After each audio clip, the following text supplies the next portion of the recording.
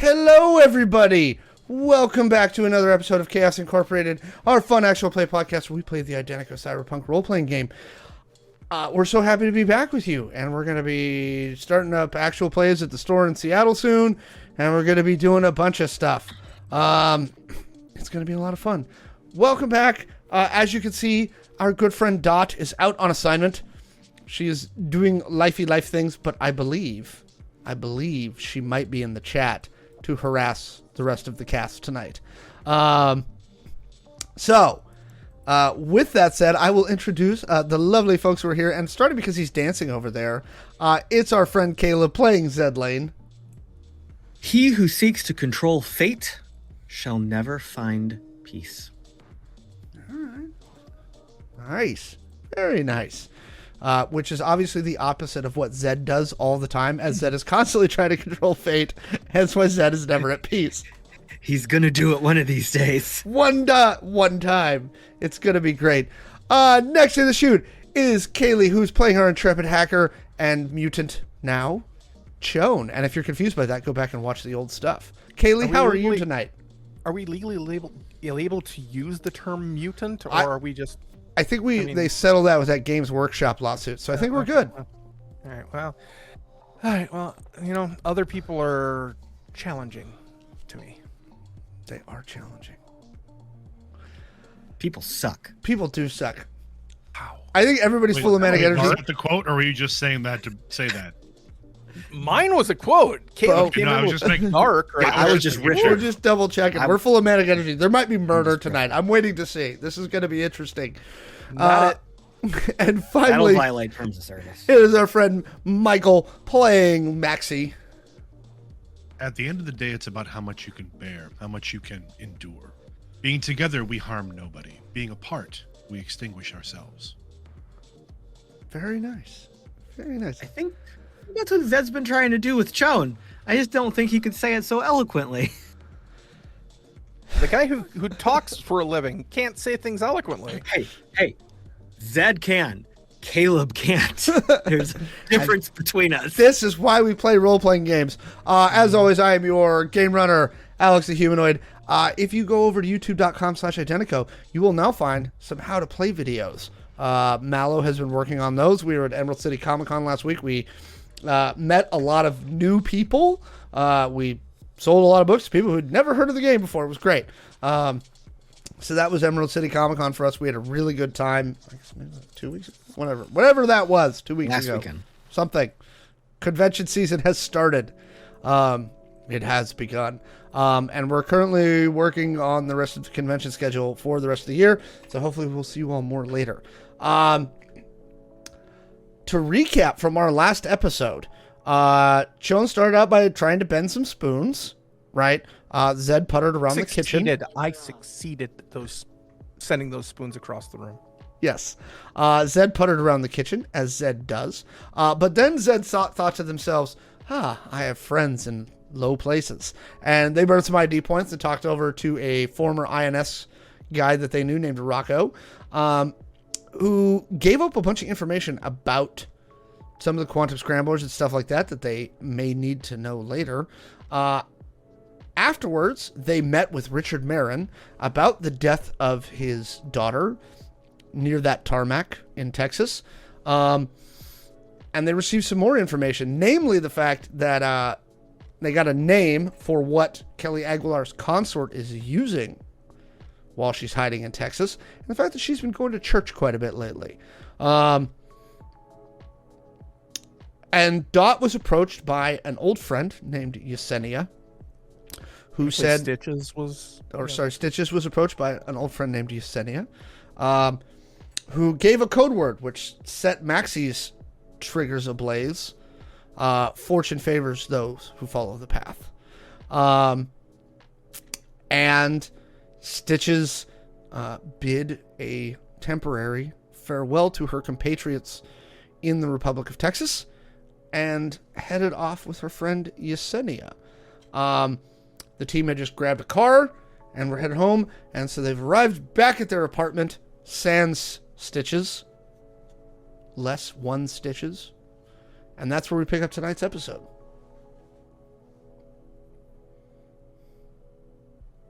So the minute that the car drops everybody off at the complex, Chon doesn't even wait for everybody else to get out of the car. They go straight towards the elevator, and you do definitely see them pushing the button, the closed door button, before anybody can get there.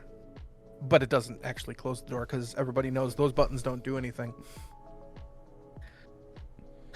And about what time of day is it? I completely forgot. Was it evening? By now it's early evening because I think you had done lunch. Okay. So I think it's a very silent, frosty elevator ride.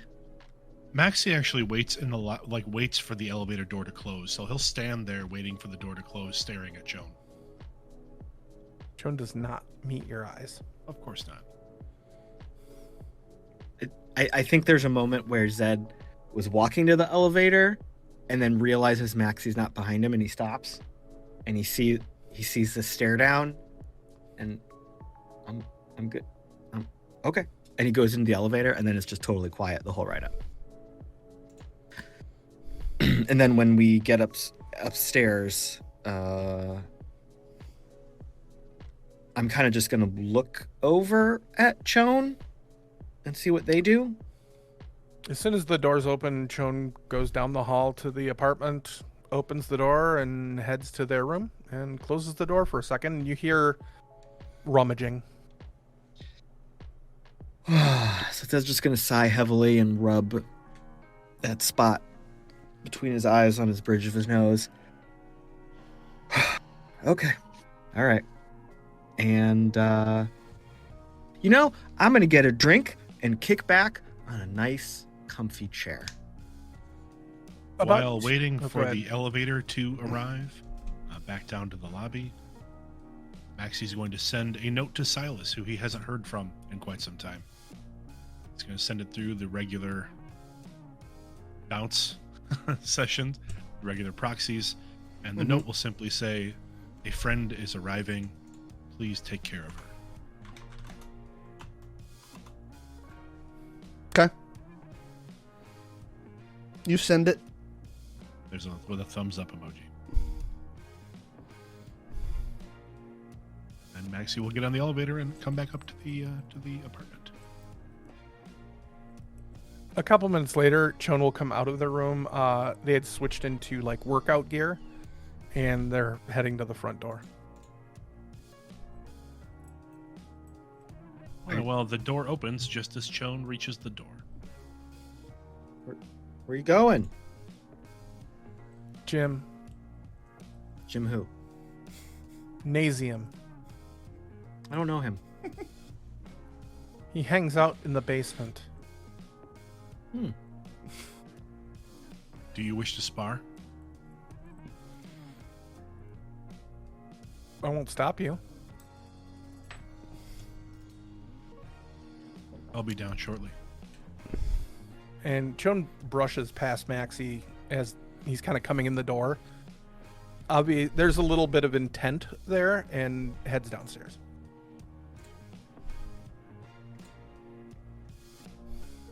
Maxi shakes his head and comes in.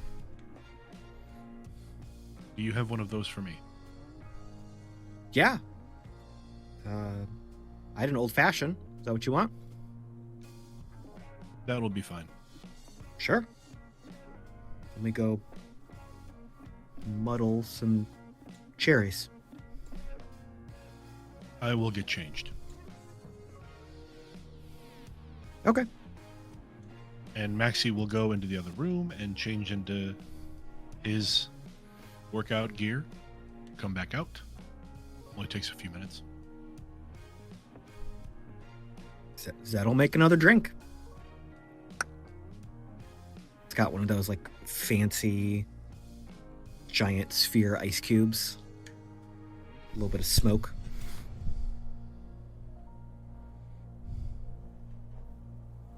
And Maxi comes out, and then as you're finishing the drink, he'll pick it up, look at it, and look at you and nod, and then just like down it. As if obviously he barely tasted it. Normally a sipping drink, but okay. Do you have any interest in watching the sparring session? Do I need to come play referee? I feel like I don't know. I will not hurt Shawn. I cannot guarantee that they will not hurt me. Here's what we'll do. I'll pull it up on the cameras, and if there's trouble, the panic phrase is blueberry bananas, and I'll come running. With their new abilities, I'm not sure that you will have time. Like I could do anything if I was down there anyway. So This is true. I can deal with this. yeah. Well, they I mean, separation has always been a challenge, and I think this one's probably going to hurt. So maybe they just need to work it out.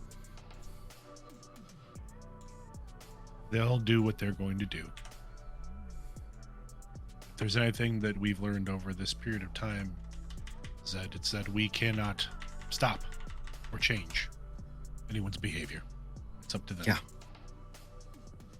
All right. Well, be careful. Take it easy. I'm going to, I don't know, try to do something helpful. Flip through some of these documents we got. Also, just so you are aware, Stitches is safe, and when she returns, she will likely be as close to whole as she can be. Kind of vanish like you vanished every once in a while. Indeed. Well, okay. And there is a confirming look in Maxi's eye, but he does not say anything. Glad to know she'll be safe and taken care of. Looking forward to when she gets back. This shouldn't take too long. Have some ice packs ready if you don't mind. I'll prepare a table. That may be best. Then Maxi will again lift the empty glass and set it down, and then head down to the basement. Okay, so you reach the basement. Presume Shawn is stretching, prepping. No, Shawn is actually running laps. There's like a track around the outside of the swimming pool, which is kind of enclosed in the middle. And then off to each end are like weight rooms and then sparring areas. But they're running on the track, and they are running like full speed. They're not warming up at all.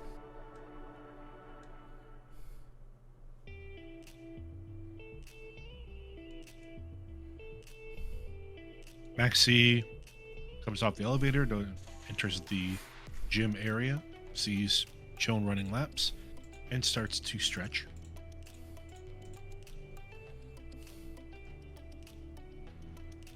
There's probably another good like 2 or 3 minutes before Shawn even starts to slow down, and just is like panting and like looking very uncomfortable as they turn off the track into like one of the like workout areas, and kind of put their head between their knees and just that they're panting for a minute.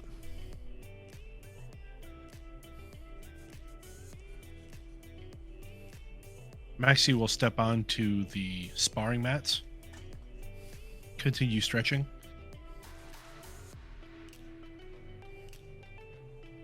Might not have been a good idea to wear yourself out before the sparring match.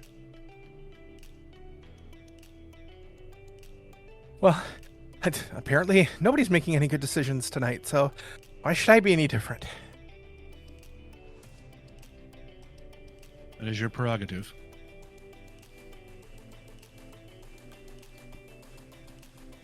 So you two step onto the sparring mat. Roll initiative.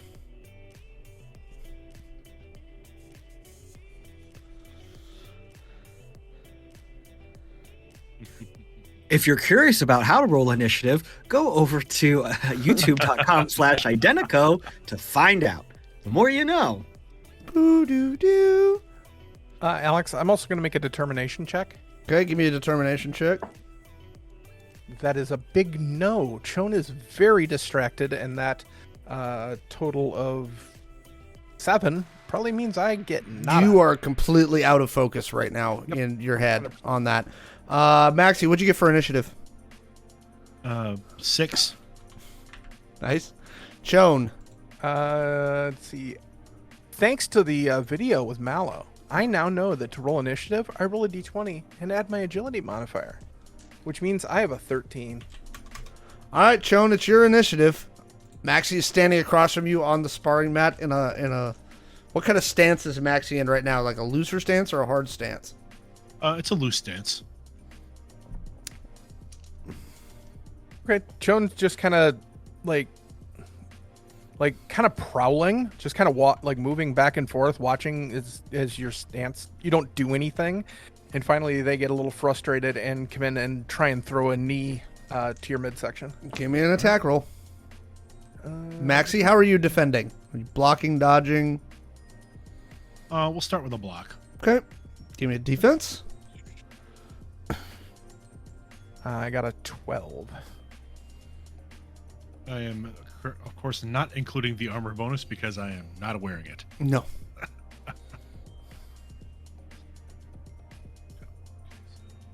17, 21. Yeah, that beats it. So you very firmly, like double hand, block the knee as it comes towards your midsection, and your response. Maxi just looks at Chon and says, "Focus." Any attack action? Nope. Chon. I'm gonna go for an instep stomp, like move in, instep stomp, but it's more of a feint, and then throw an elbow toward the chin. Okay. So first off, actually give me a deceit check to see if Maxi falls for it. Damn, that's good. And then give me an insight or a perception. Would you like me to roll a perception? Or insight. Yeah. Okay. A dirty 20 for the deceit. Okay. Because apparently deceit's skill Only, I have a lot of, and I don't use very often. Only a 12 for Maxi's insight check. Maxi kind of bites on the feint, so go ahead and roll your attack and defense. Maxi, you're at a -2. Right. For falling for the feint. It's not going to matter because I rolled a nat 1. 15. As you fall for the feint initially, but that causes you to overcorrect, and as Chon throws the elbow, they come flying forward and face plant into the mat. Maxi. Maxi takes a step back and waits for Chon to stand up. Chon gets up uttering words that'll get us a terms of service violation on Twitch. And goes for like a bull run charge to Maxi's midsection, like a football tackle. Okay. My dice have to roll good at some point, right? Maxi, what's your response? Probability? Sidestep. Of course. Roll me some dices. Actually, no. Maxi's not going to sidestep. Maxi's going to try to, I think maybe judo this, like to turn this into basically just a a dodge and push to the ground. Like so. Okay. That is a allowable defensive tactic. Give me another defense. Chone? All right. 15. 10, 14, 16.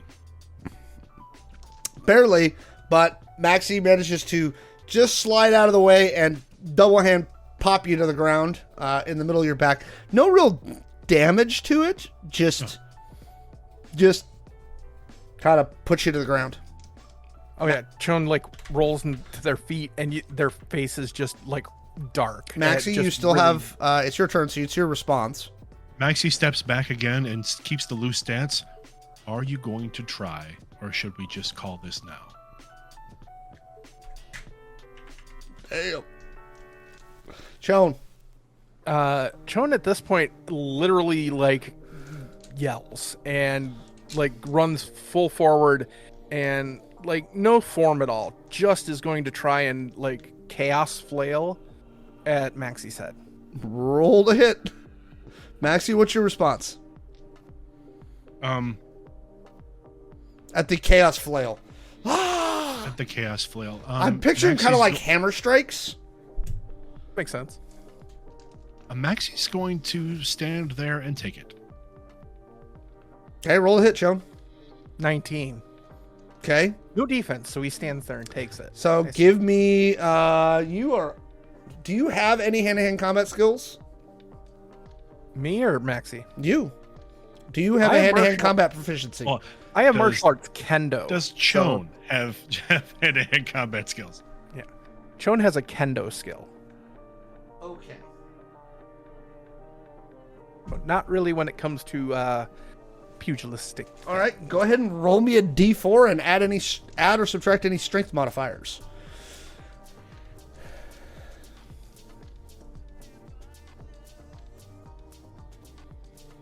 Two. You take 2 whole damage, Maxi, to your face. Maxi, you strike Maxi a couple different times. And it's your turn. His head turns and Maxi licks a lip, licks a little blood off the lip, and then kind of spits to the ground. Spits a little blood on the mat. That's a start. If Why you're are you angry just with standing me- there? Why are you just taking it? If you're angry, use it. You're angry, use it.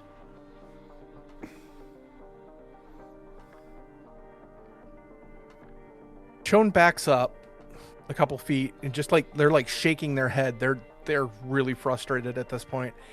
And You've got all of this power, yet that's the best you can do. and they charge Maxi. And Chone's going to try something they've seen on Trids. Okay. A flying axe kick. Okay. But they're going to try and basically quantum blink behind him so the attack comes from the back of his head. All right. So first off, give me a determination check. As if this is going to be a problem. I know, but whatever. Okay, that is a 17. Okay.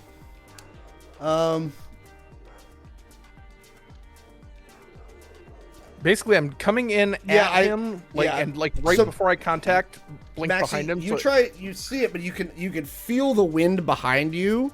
So go ahead and make a defense roll, or are you gonna just take it, or are you gonna dodge?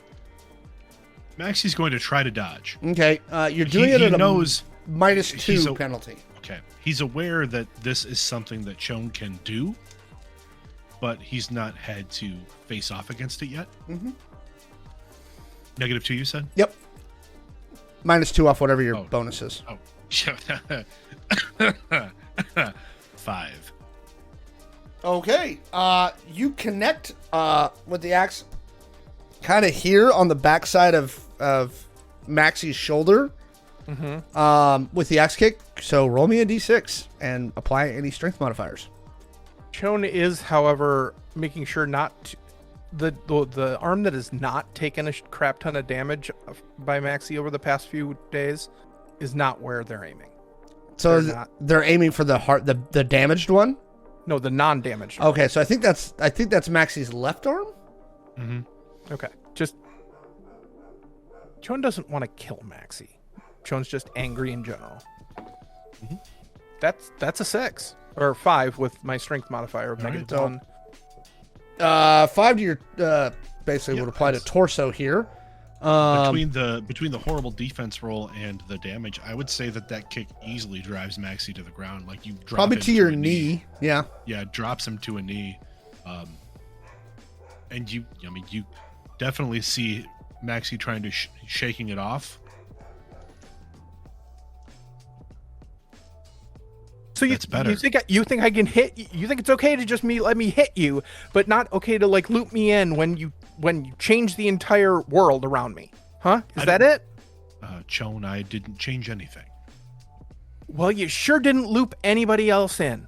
Unless, of course, you were talking to Zed over comms and I wouldn't. Wait, I listen to comms. So I would know. No, you and Stitches did whatever you and Stitches were going to do. And thanks for not including the rest of us. I had no say in what Stitches was doing. I am not Stitches' handler. I am not Stitches' keeper. Stitches is an individual and can make their own decisions. Did you turn to face Shawn? No. Okay. Then you feel a foot in your back. Not like damaging, but more like just trying to push you over. It's like, All right. you didn't try and stop her, though. Again, taking the blow, Maxi will go to his chest. Drop from his, push forward to his chest. Catch himself on his hands. And Shawn just is like stalking around you as they're talking. It's like, you guys spent the entire last week telling me how we need all to stick together, how we need to be a team, we need to watch each other's backs, and all of a sudden something comes up and you just let Stitches go. We don't talk. She doesn't talk to us. You don't talk to us. How am I supposed to take that? It's just everybody going on their own way.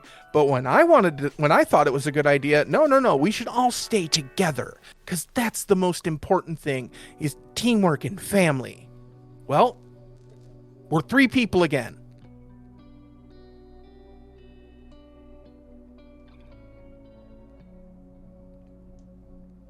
There's a silence from Maxi.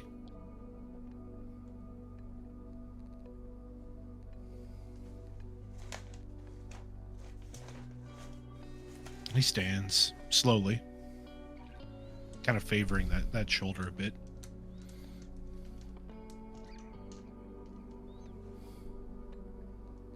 Do you want Stitches to be whole again? Is that important to you? She already said she won't take a cyber replacement. That's what she just like you.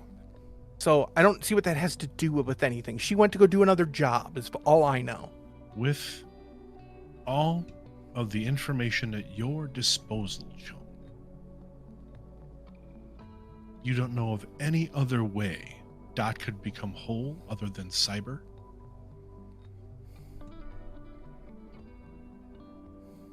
Stitches. Sorry. Oh my gosh. We're all doing it. It's okay. With all the information at your disposal, Shawn,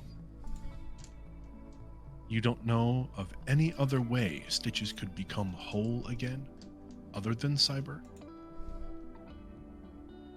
Maxi, I'm a hacker, not a bioengineer. Yes, you are one of the best hackers I have ever known, if not the best. Information is at your fingertips. It is at your disposal. Information is what you traffic in, what you trade in. Yes? Don't see what your point is. She made a decision and you just went along with it. And now you're going to be playing cryptic cowboy when obviously you know something, and I don't even know what to think. The only thing I can think of is everybody just wants to talk out of both sides of their face right now, and I'm kind of getting sick of it. Joan, you know from past experience that I have some parts of my life that I am not free to talk about. Correct? Well, you did say if you told me, then you'd have to kill me, but I thought that was hyperbole. It is not hyperbole. And all I can say about the matter is that the same commitment that I have to that other part of my life is a similar commitment that Stitches is going to have.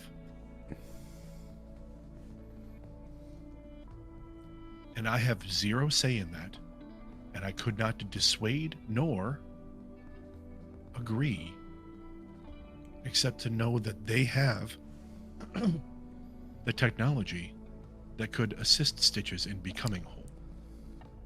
So when they were presented with the opportunity, I told them they should take it.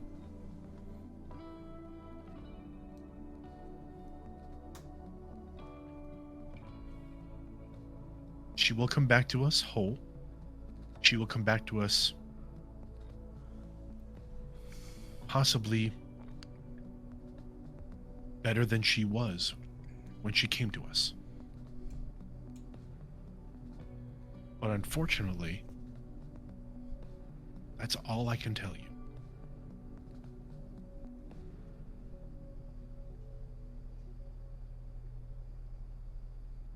Getting really tired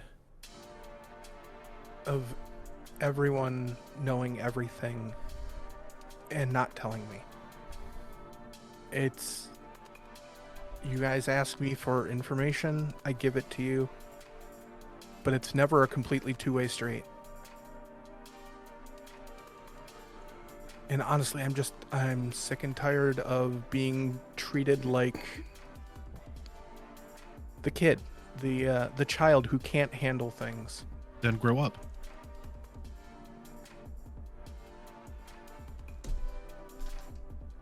Understand that there are things that you may not know and may not be able to know. There are things outside of your knowledge and outside of your experience that other people may have and may not be able to share with you. Sometimes you can't get everything that you want. And that doesn't mean that the people that are close to you do not wish to remain close to you or help you or don't care for you. It simply means that they have other parts of their lives that also they have a commitment to. Yeah, but when you form a bond, like everybody's been saying for the past week or more, it's not, I can't just walk away from that. Apparently that's what's wrong with me, is I don't have the instincts that you guys do. I care about the people I work with and Shawn? what I form bonds with. Shawn, I can't just turn it off when I need to. So have myself or Zed ever not been there for you when you have needed it? Well, I mean, Zed was kind of rude when he This is a pretty yes or no answer. It's a black or white answer. Have we been there for you when you have needed it? Yes. And have you been there for us when we have needed it? Well, and I'm not being held captive by a psycho bitch, yes. So what is there to question? Trust is a two-way street. You are absolutely right. But I trust you implicitly. I trust Zed implicitly. And even in the short time we've had with Stitches, I trust her implicitly. There is no limit to that trust. There is no thing. There is no question that I'm going to ask of you because I do not trust you. I trust you. I trust your strange new abilities, even though I know nothing about them. I know absolutely nothing about what you've gone through. But I trust you.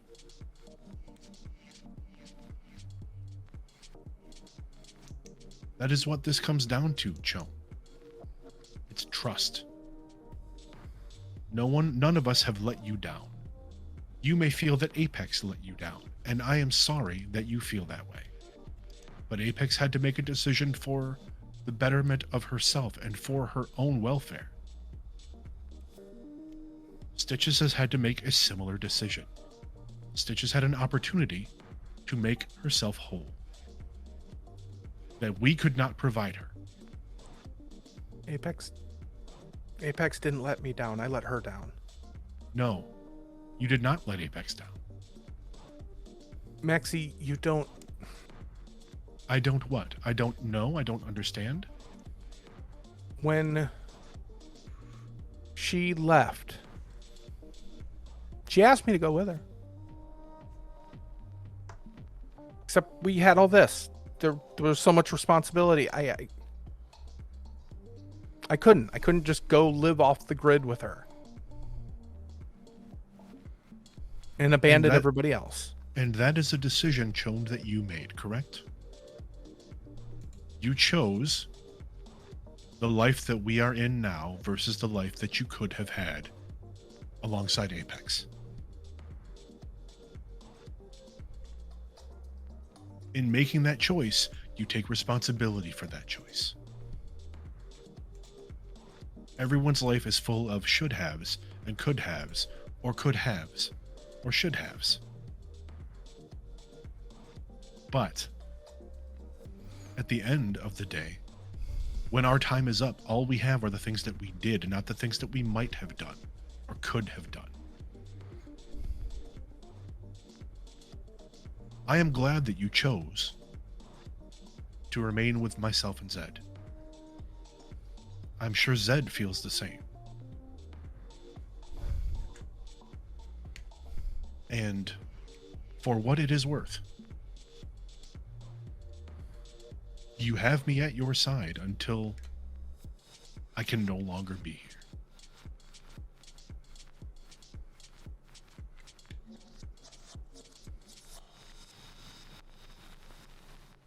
Just don't...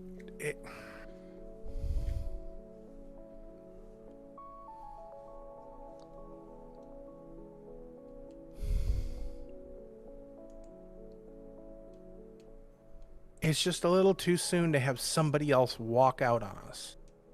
Yeah, maybe she had all the best reasons in the world, but at least with Apex, I knew her reasons. I made my choice. This time I don't know. The choice was not yours or mine or Zed's to make, Joan. Not saying that it was, but if we're all supposed to be so important to each other, we should at least talk. I talked to you guys instead of leaving. After you guys almost got blown up. And you convinced me that we should stick together. So, if Stitches had presented you with this opportunity that she may have had to make herself whole, would you have tried to convince her to stay? No. So But what she you were took upset that about, option away from me. what you're upset about is that she didn't tell you she was leaving. Yeah.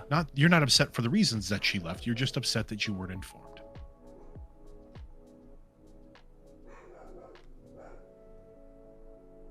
Maybe, yeah.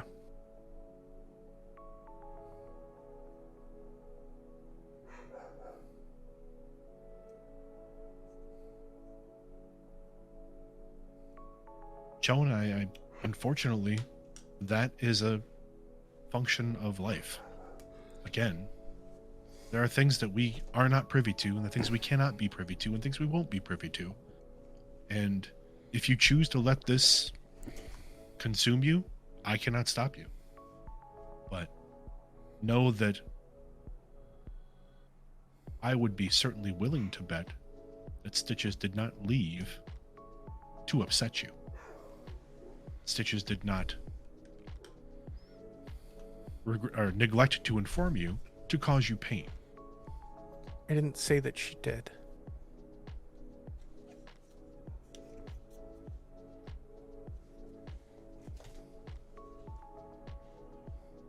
Grief is a natural part of our existence, and it is okay to be upset. It is fine to be upset. Be upset. Be angry. But understand that in some cases, the information that you aren't being told isn't because someone doesn't care about you or because someone doesn't want you to know. It's maybe that they cannot tell you.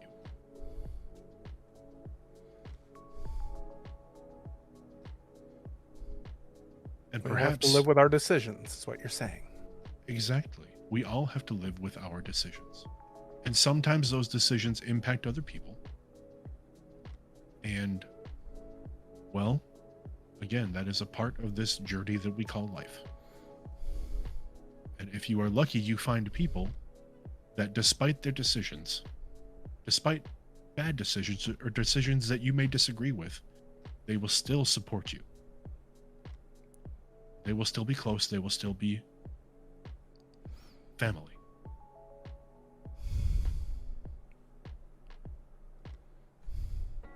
Families disagree all the time.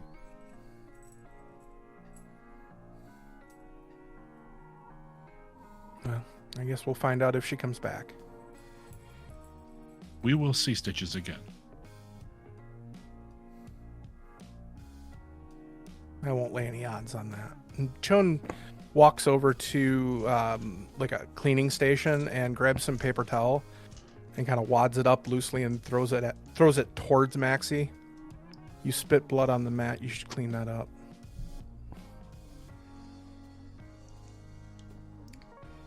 I will.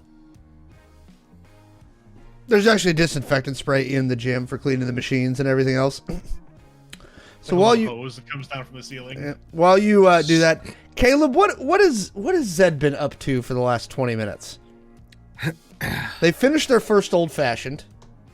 Yeah, so It's already been a long day.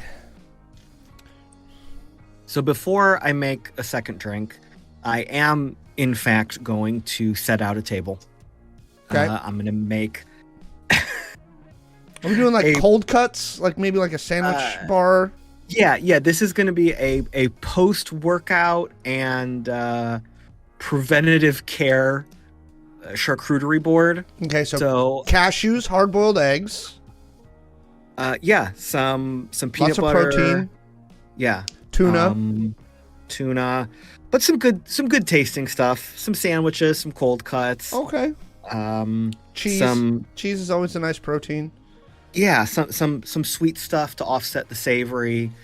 A selection of electrolyte beverages, and a nice little tray on the side of some cold compresses and some crack and shake ice bags. Okay.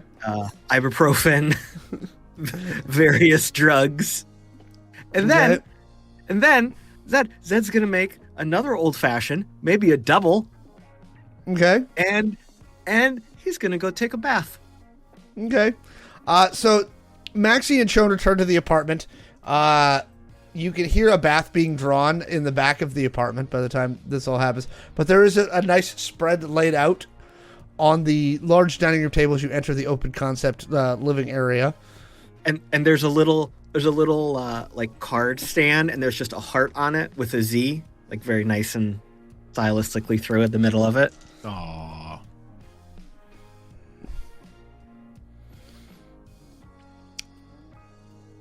Okay, Zed, you've drawn your bath. You're about 3/4 of the way through your old fashioned. I'm going to say you made a triple in like a tall glass. Oh, So as to enjoy it in the bath. Oh, yeah.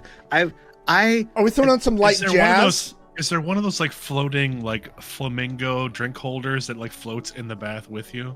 It's not a flamingo, it's a giraffe. Okay. Great. And I've got some slow jazz. Okay. I've got the mood lighting. This is the future. So you've got all kinds of LED controls on a panel next to the bath. Yeah, we've got LEDs. I've got this nice like RGB wave motion going on. I've got I've got a white noise sound generator underneath the light jazz, and I've got like an eye a cooling eye compress. Now, are you turning on the jets, or are you just soaking in the warm water? I'm going to soak in an Epsom bath first. Okay. And then Cycle move it? on, and then cycle into The jets. Okay. a jet phase. Maxi and Shawn. The spread looks very nice. You're both hungry. It's actually now been a while since lunch.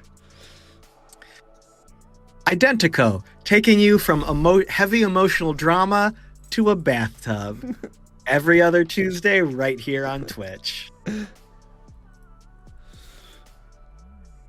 Who doesn't want a bath after that kind of drama?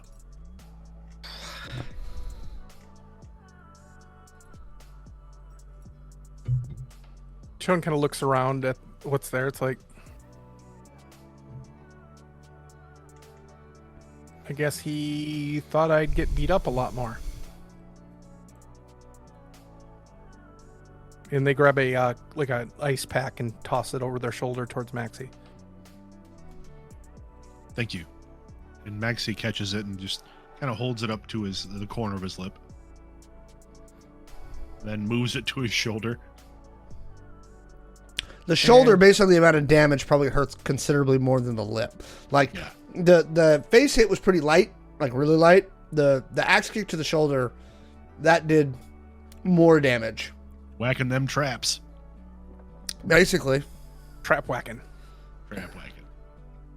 So Shawn grabs the nearest bottle of alcohol and pours 2 drinks. Well, there's a bottle of bourbon just sitting there that Zed had been using to make old fashions.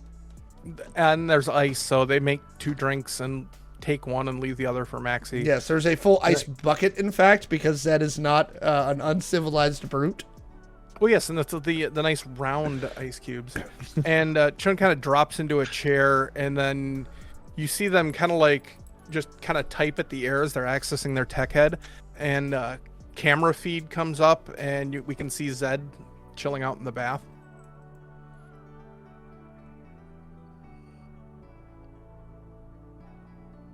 I don't know that I want to watch this. Should we surprise him? I could turn the audio on.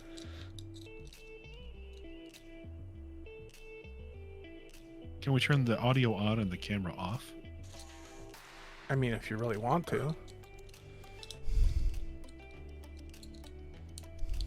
Certainly.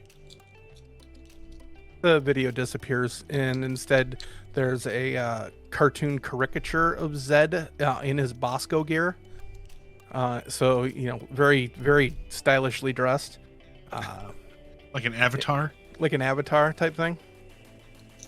And Shawn he's like... Is Zed humming along with the music, or like, is there... I don't think Zed's a hummer. No, Zed's not a hummer. Zed is just kind of grooving.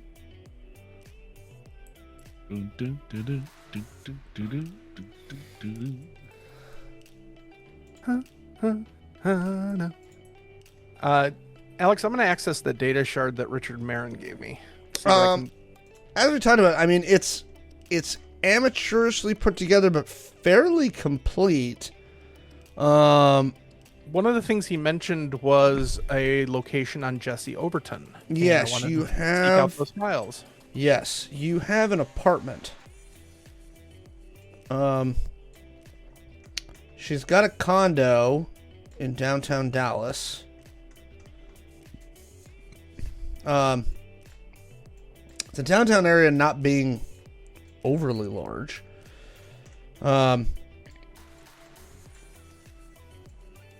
It's not too far from one of the major hotels.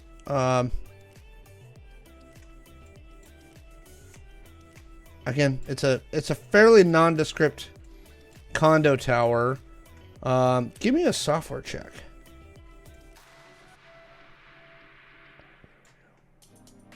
Oh, apparently my dice are really angry at me for attacking Maxi. I mean, as they should be. Luckily, the nat one was not on the skill roll. So that's a 30.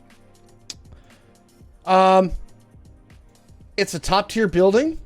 It's definitely so you do a quick search.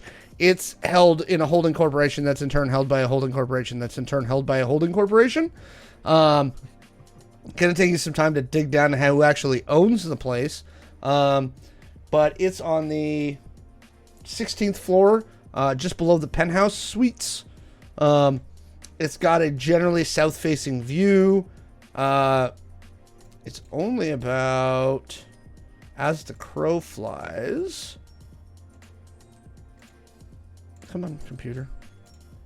About a mile northeast of your apartment.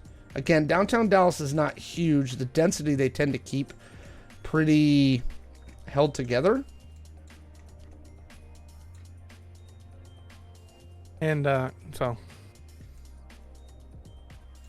turning on the audio in where Zed is.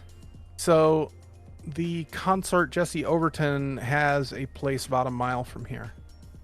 And I'll bring up like an image of the building. You just jump into the speakers in the bathroom? Yeah. I didn't override the jazz. I overrode the white noise generator.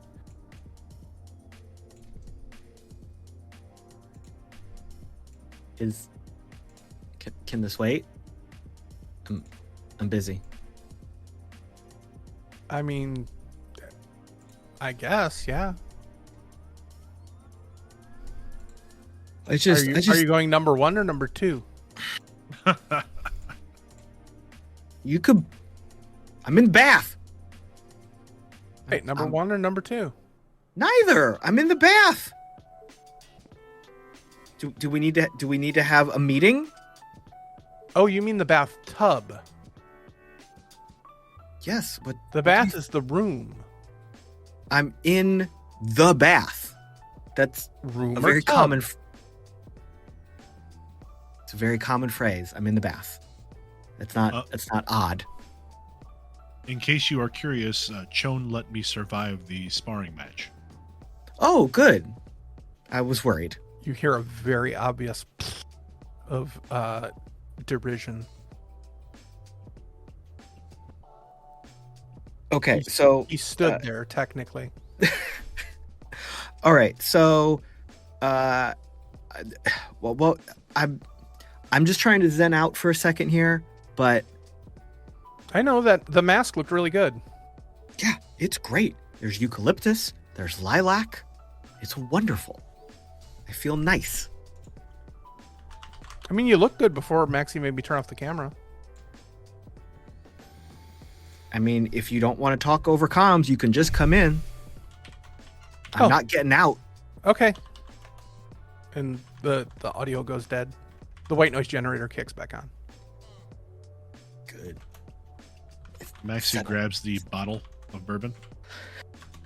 Chone grabs a couple sandwiches and they head down towards the bathroom, the room with the bath in it. I push a button to turn the jets on to agitate the water.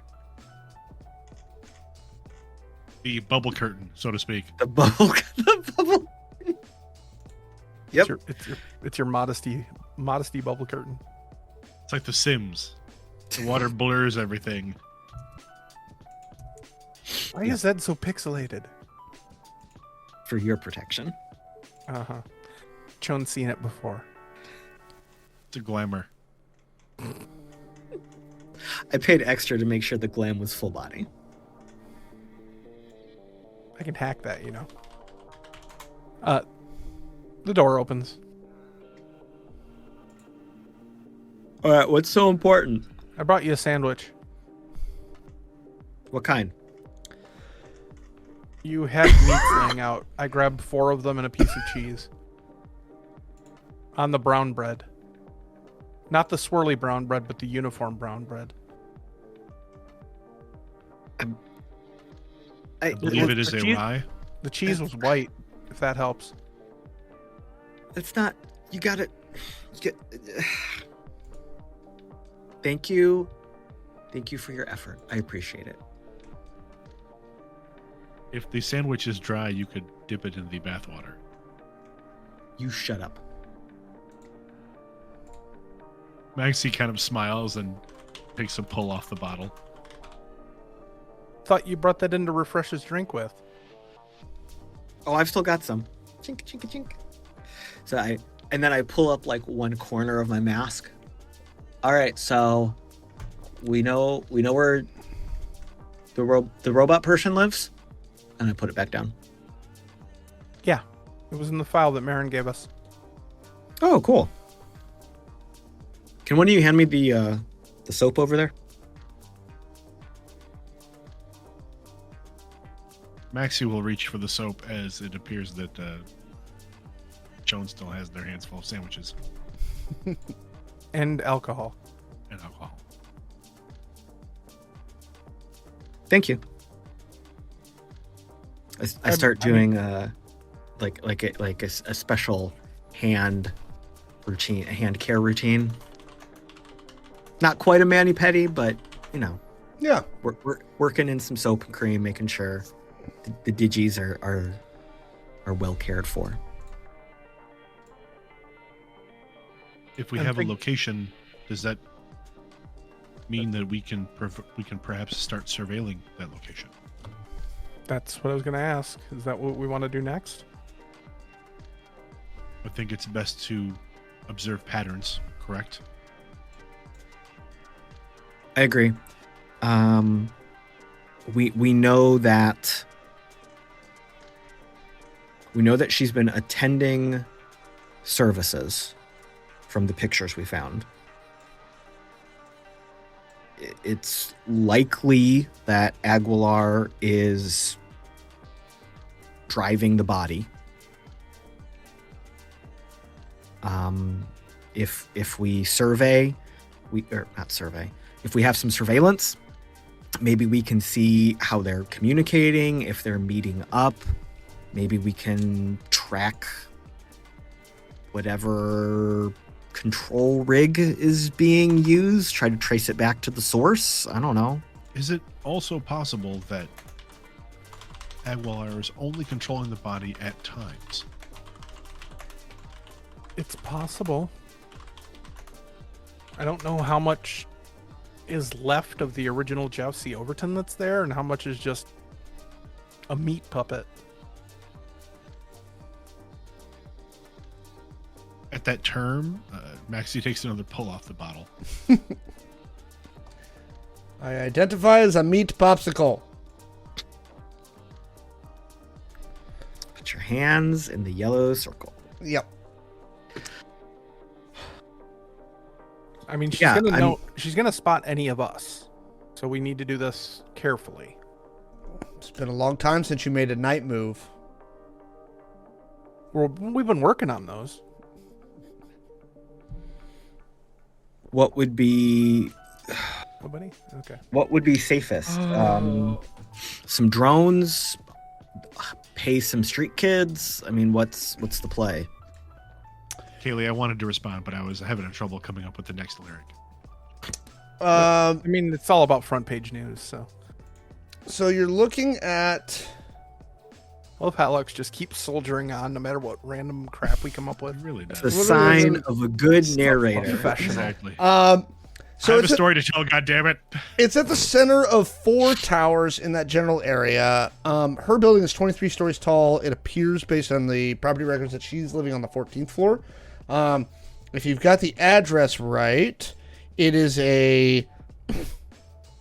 You can actually find the floor plans online from the last time the real estate was listed.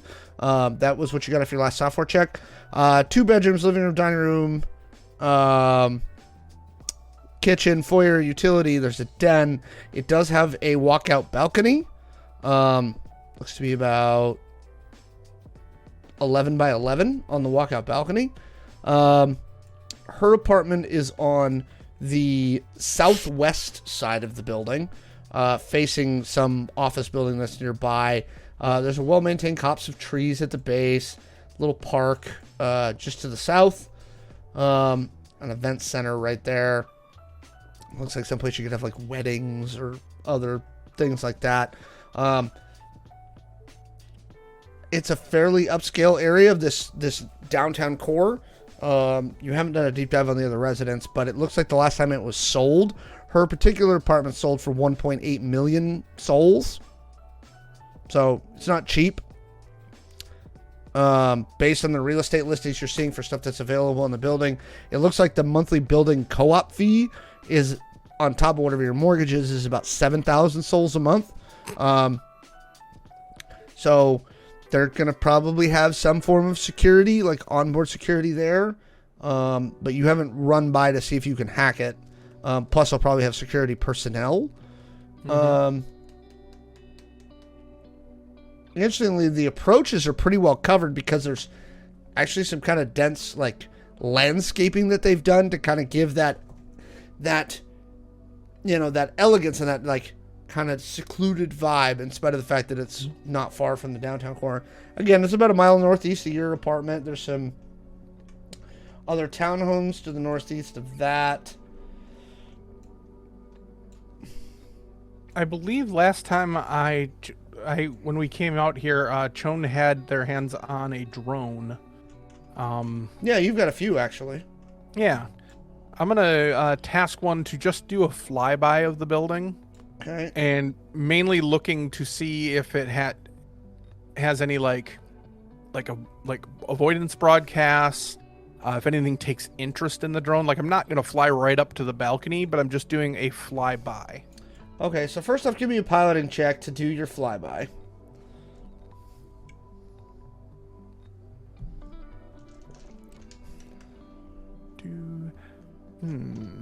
Well, I don't have piloting. Unfortunately, we don't have a pilot at the moment. You can set an AI software, so give me a software check. Yeah, that I can totally do, which would be just fine. Okay, there's some mojo back. 55. Okay, now give me a networks check as you're kind of doing your flyby. Maxi, are you kind of watching the flyby footage as Chone flies the drone over? Yeah, I'll be using. I'd like to use intel analysis. Okay, go ahead and give me a roll. Just before, go ahead and roll it, but like up until this point, all you hear is audio of the drone because, well, you told Chone to turn off the video. If Maxi's aware that Chone is sending out a drone, Maxi will ask to have the. May we see feeds from the drone, please? Oh, you want the video now? Okay, that's fine. Yes, and they'll turn it on. Feeds from the drone will not contain images of Zed's penis. They could. That you know of.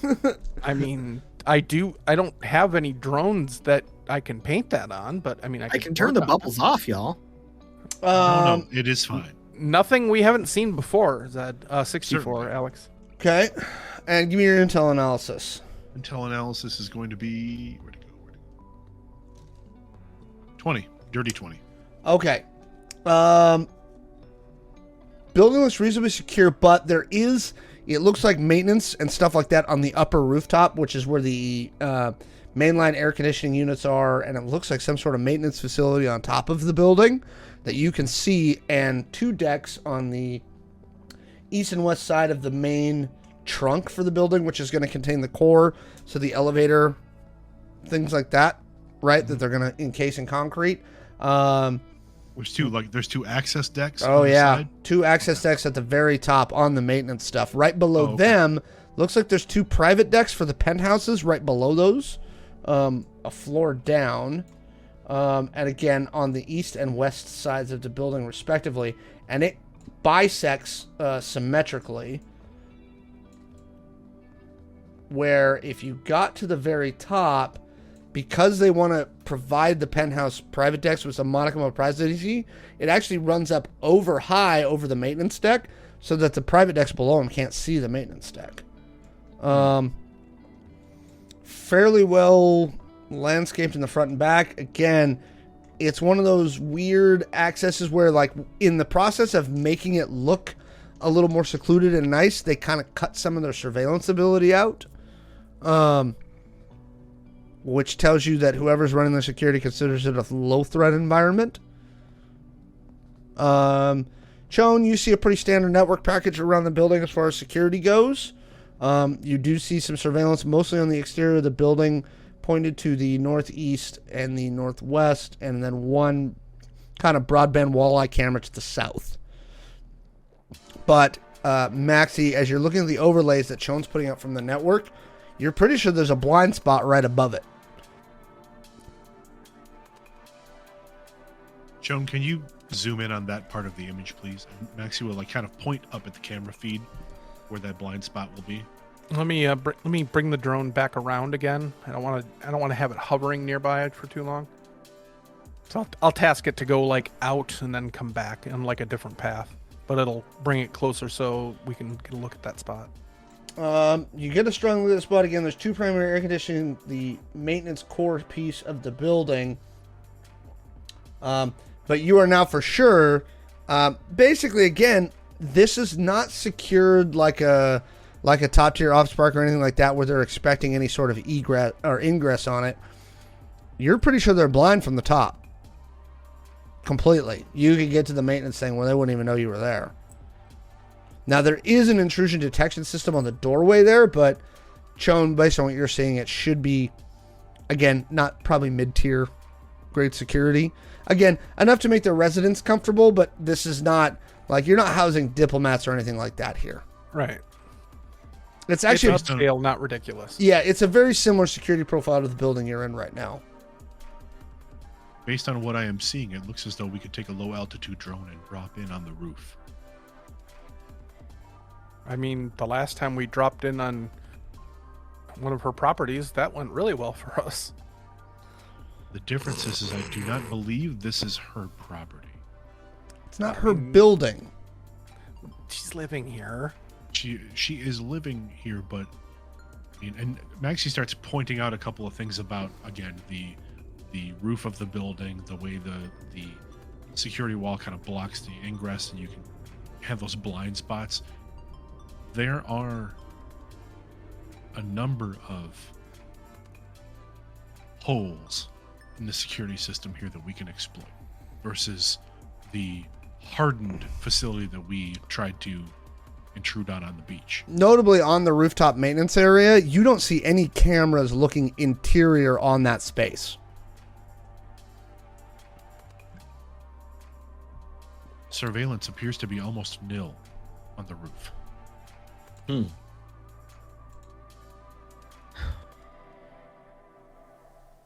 Here's a question I guess maybe we need to ask. Maybe everybody already knows this and I'm not thinking of it. So Jessie Overton's in that building. That's where she's living currently, yes. What are we... Oh, I'm speaking to Zed and Maxi, really. What are we hoping to gain here? Are we going to take her out? Question her? Hostage? Hopefully just... Or are we just trying to surveil and see if we can get her that quantum link up so I can eavesdrop on it? What's our end game for getting into the building? What's the reason we're doing it? What's our success criteria? The second one. I gave like 18 of them. Zed, can you help me out a little bit? It's been a long day. The last one. I'm working on my toes, by the way. It's a full mani-pedi at this point. I just gave in. I'm treating myself. This is self-care, y'all. Very important. Important in 2100 as it is in 2023. Indeed. It is. PSA. Zed, give me an insight check. Oh my God, dice? I don't need dice in the bathtub. What's wrong with you? Well, since you decided to Everyone interject should yourself have- in the contract. Everyone should have some bathtub dice. How are you By the gonna way, know if you how come good to of a Gamers manicure did you give yourself? If you come to Gamers Heaven Pacific Northwest, we sell dice soap. Ah, see, there you go. We sell soap that has a full set of polyhedral dice in it that you can use roll in a the 20 shower. on your junk. You definitely don't want a nat 1. I barely escaped a nat 1 with a 2, so that would give my insight a 12. Which is still decent enough. I mean, you rolled a 2 and your insight's a 12? What I'll give you with that, Log insight. what occurs to Zed is this.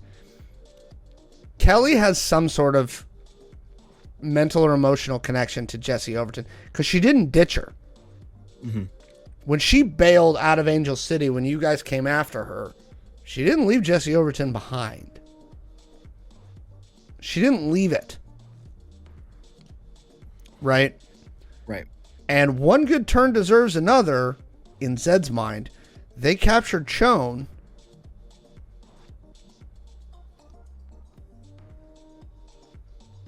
Eye for an eye, as they say. That being said, I'm hesitant to rush into that. So as we're talking here, and I'm working on my toes, so I think our first move is intel. I don't think our physical presence in the building is safe or required.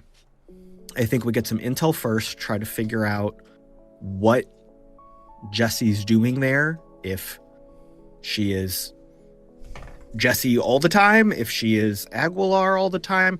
I'm gonna bet that Aguilar's not in the building if the security is like you're saying, Maxi, but we tried to figure out the connection. We try to see if we can establish a link for some eavesdropping.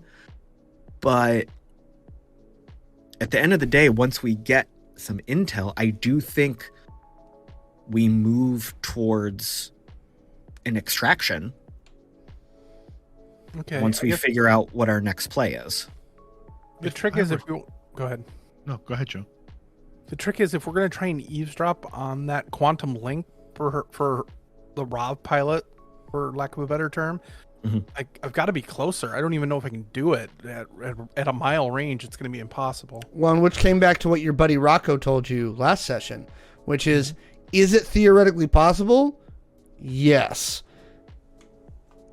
Would you have to find some tech that INS might have? Maybe.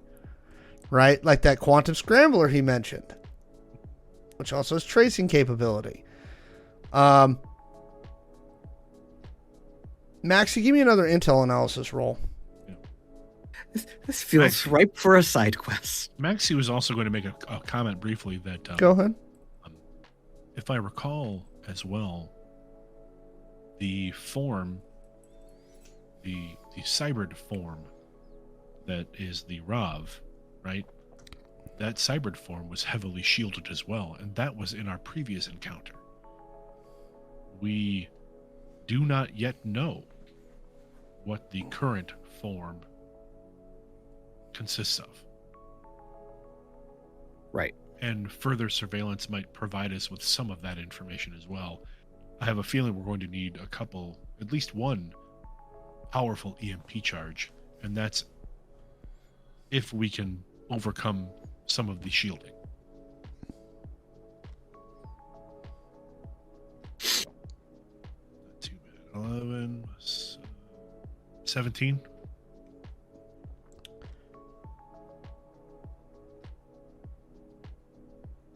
It occurs to you that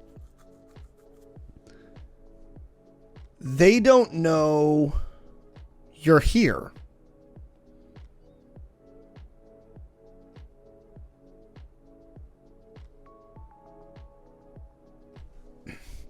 So far, they don't know what you know. Because they weren't able to get much out of Shawn.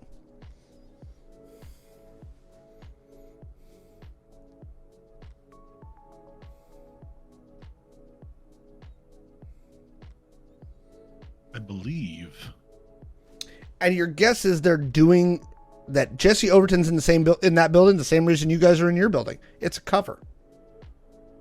I believe, gentle people, that we still have the element of surprise.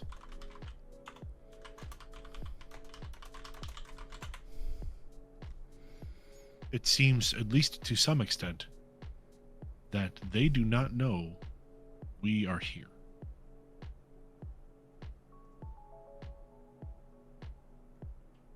Again, the hit that we were unfortunately a part of was not on us.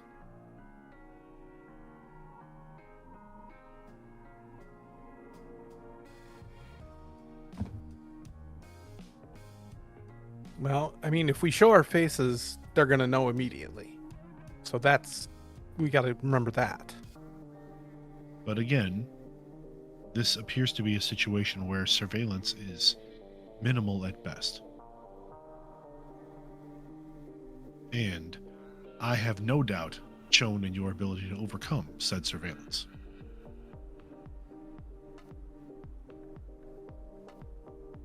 If we can get there, yeah. So I'm just spitballing here. If Don't do that in the bath. Why change the water out first?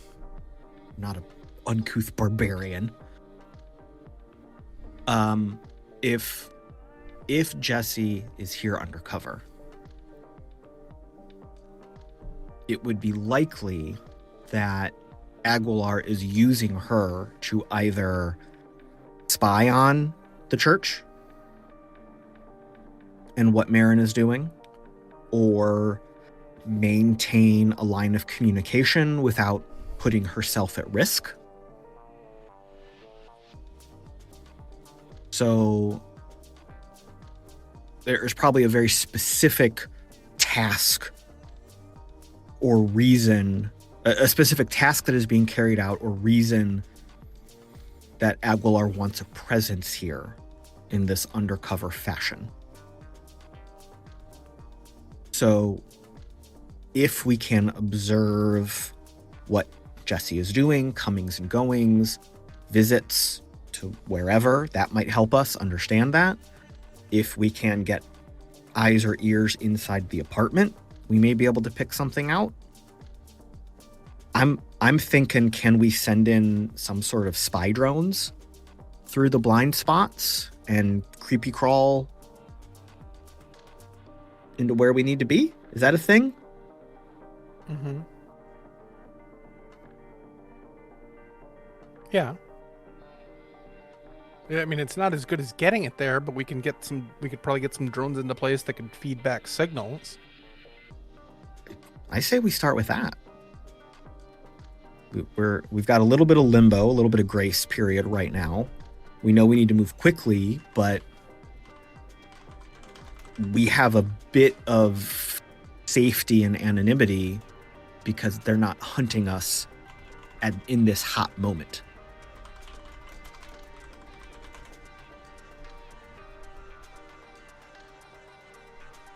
At this point, I've taken off my mask and I'm doing my exfoliating routine. Hitting my T-zone. Glad you're keeping us focused, Caleb. I know what the priorities of the show are. I mean, food and skincare. The rest of it's just, Everyone needs to remember that this is a bathtub scene with lights and jazz. Even here, we have sex position. nice. only uncomfortable.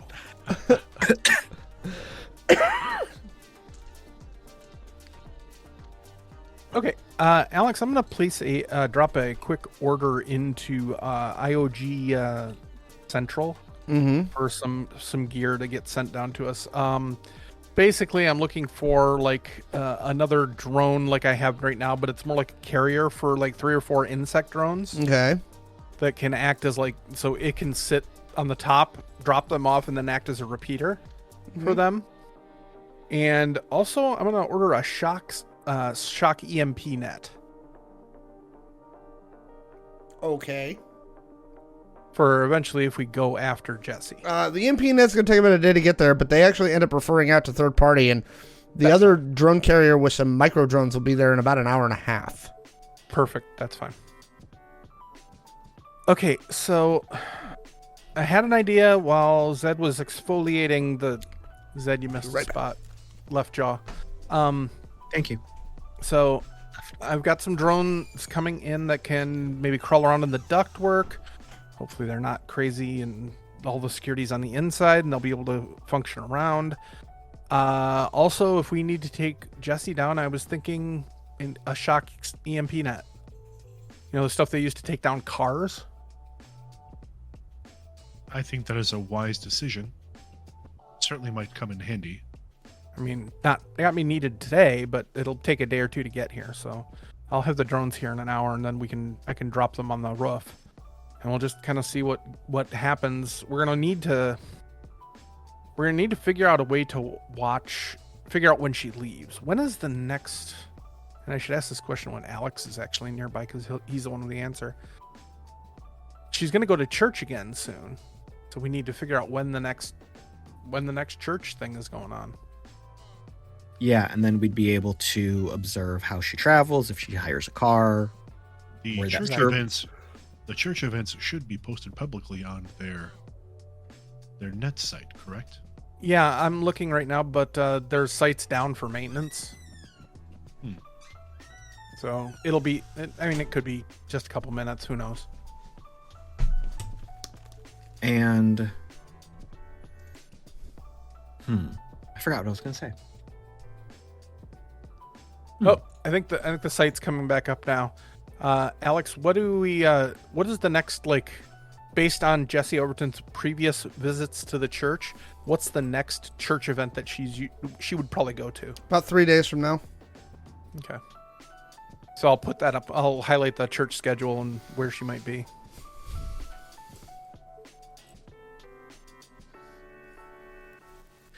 From the information that we had reviewed last time, Alex, where we found out that Jesse was a consistent presence, did we see that she is just a face in the crowd at some of the bigger services? Did we see if she was involved with any specific group or program?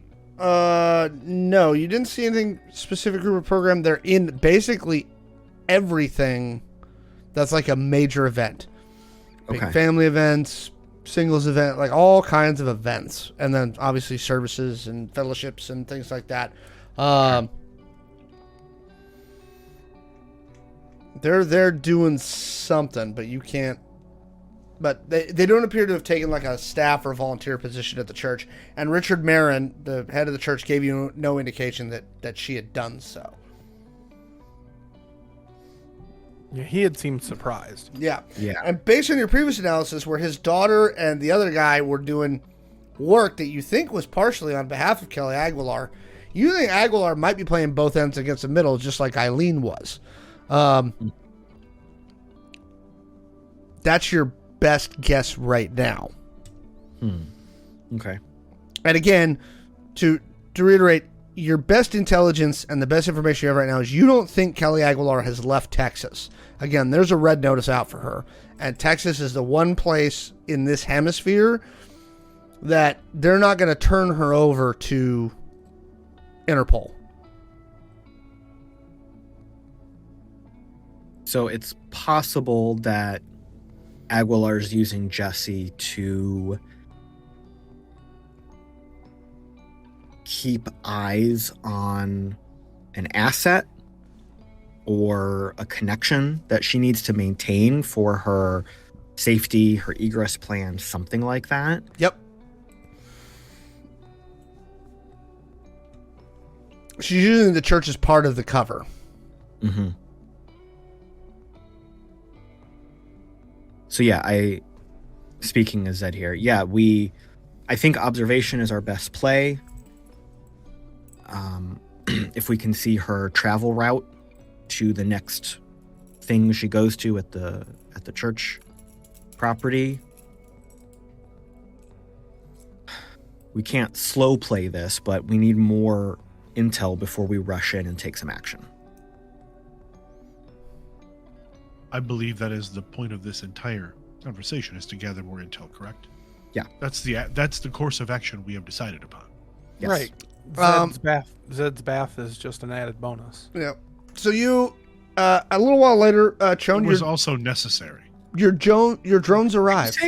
Are you saying I have poor hygiene, Maxi? No, I'm simply saying that in this case, a bath was necessary. Okay, because I pride myself on maintaining an appropriate natural musk and aroma, carefully cultivated. Cultivated is a word you could use, yes. I splash water out of the bath at you. Psh, psh. Maxi tries to catch it in a cup. Pours a little bourbon in.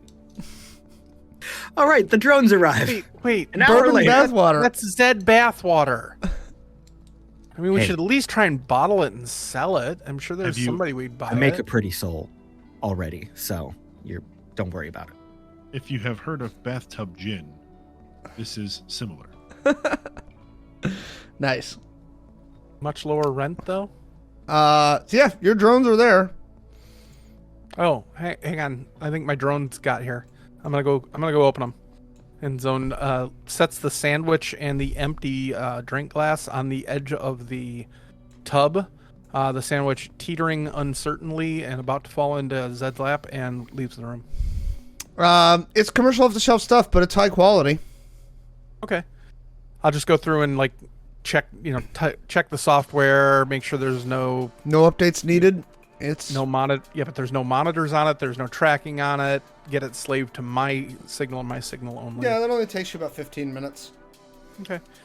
And then I will dispatch it to go high, like 1,000 feet up above the building, and then just come straight down onto it. Okay. Discharge its little insect drones to try and get down to the, what floor was that? The 14th floor, and try and find our target's apartment. Okay. It doesn't take you long. You come in hard on the top. You're between the two things. Because they're insect drones, they're mostly able to use the venting system. Although, upon further analysis, because they're insect zones, they have a little better of a time of it by cutting a small hole in the piping that holds the wiring together, specifically the info cables, right? That's guiding all the So information. it's like cutting into the conduit. Yep. And they crawl down the conduit into the apartment. The first thing you notice when they come into the apartment is the temperature is sitting at 54 degrees. Makes sense. A little chilly even for a data center, but As you come in, it is dead silent in the room that you're in. The drones, when they pop out of the conduit, are in the main living area. I'm leaving one of them in the conduit, so if the other ones are detected, that one may remain unnoticed. You see a dining area across. There's a small round table with 4 seats at it. Looking across to the south, you see what's basically like a breakfast or a kitchen area. Top tier appliances, gas stove, giant fridge, sink. To the east is where the owner's suite is. And to the west is the other bedroom and what is labeled on the floor plan as a den. All right. Because I'm Owner's assuming you suite. uploaded the floor plans you found from the listings to the drones. Okay. You got it. So which way are you heading? Owner suite. Okay. You walk into you move the little drone into the owner suite. And Maxi, are you watching this? Oh, yes. Same. Do you So recall Zed, those like, we're weird all slab there. thingies that had the people on them on the boat that you went to with Felix? Vaguely. That had the weird mutant people on them? Yes, very much so. One of those is in there. And laying on it, strapped in, is Jesse Overton. Bum, bum, bum. Next to her are 2 Sanocorp Tetsu ROVs, which are typically considered medical ROVs. They appear to be inactive right now, but there's readouts and stuff like this. This is not a bedroom. It's a operating facility, It's the equivalent of RoboCop's service station. basically. On the southeast wall is a series of shelves, drawers, like big tool chest looking things. Dead or alive, you're coming with me. Okay, so this is obviously her super creepy little, like, portable garage unit. Correct. These look like maintenance drones or medical drones of some kind. She's hooked to a nutrient there- feed right now. Okay, you said there were readouts, or is it just basic, like, health Yep. EKG, ECG. Okay. Yep. Well, I guess this maybe answers one of Zed's questions. Which one of my questions? Is she just a meat puppet, or is she still in there somewhere? That looks like a meat puppet. I would definitely vote on the meaty side. But if I remember correctly, when we last confronted them, the two of them were out to dinner. They were acting as independent individuals. So maybe this is a new development. That was a while ago, though. Yeah, that's what I'm saying. Like, this Well, is actually, new that that Aguilar had to do this. That technically isn't the last time, because I saw her when they had me captive. Give me a perception check, everybody who's watching the video feed. My perception is garbage. Yeah, that's a 5. 24. 19. Someone's got their eyes on. Shawn and Zed, you notice on the medical readouts there is not just EKG, there's an EEG. It's showing brainwave patterns. Well, somebody's home.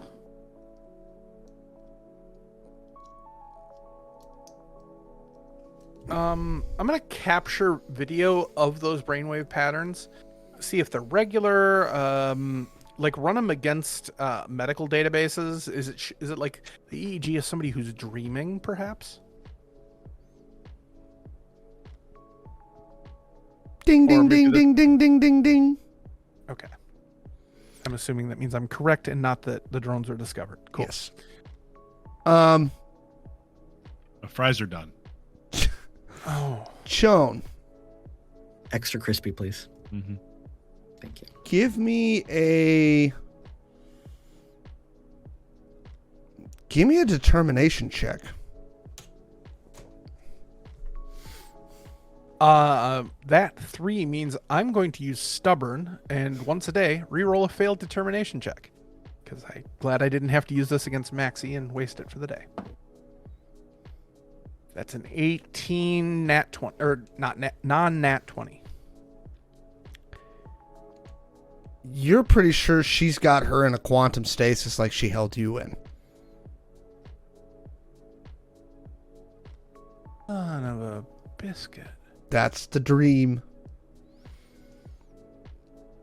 So if you don't miss your guess, Shawn, Jesse Overton's still in there and can operate independently when Kelly wants her to, but is also a meat puppet. And when she's not using her, when she's got her as meat puppet, she sticks her in a quantum state like she did to you. That's really disturbing. Which might be what she intended to do to you when she had captured you and just didn't manage it. Now give me one more. Well, actually, I'll wait a minute. Okay. That's not ominous at all. Roll initiative. Wait, never mind. Nope, not now. Later. Like Chon like literally goes, "Oh, that's not creepy at all." Like, What do you mean? She's dreaming. It's you see the Like EEG? sheep? Kinda, sorta. So when she had me captive and I got to meet Abby and all that kind of thing, that was a quantum state. It was a quantum sleep, so to speak. But because of this whole awakening thingy, I was able to reach out to Abby, or Abby was able to reach out to me, whatever, and I was able to like get out. And I'm thinking she's parked there. She's like one of those old oh god, what are those things called? The antique cars, the EVs, where they had to plug them in when they weren't being used. Oh, yeah. Yeah, and She is recharging. maybe not. I mean, maybe recharging, yes. Maybe just like hanging on the hook, waiting to be picked up. So Docked? I think, yeah, Jesse could still be in there, appears to be in there, but the thing I'm wondering is, what if she's in, like, okay, like you said, the electric sheep thing. What if she thinks she's in the normal world right now? Like, she's on a date with her girlfriend, Kelly. That could be happening in this little quantum state that she's got. That's why the apartment's so cool. They have some sort of quantum computer there that is acting as, like, her world when she's docked there. Yeah. But also, those are medical ROVs, right? So... She didn't get the nutrient feed shoved into her own arm. But what I'm saying is that means someone somewhere, when Aguilar wants, is piloting these ROVs and doing whatever needs to be done. Maybe it's Aguilar herself. Maybe it's some of her employees. Right. Not that gives us a path to follow unless we go steal some tech that may or may not exist. But Shawn, I'm just saying there's more people involved. Go back about 3 sentences. What is there in this apartment?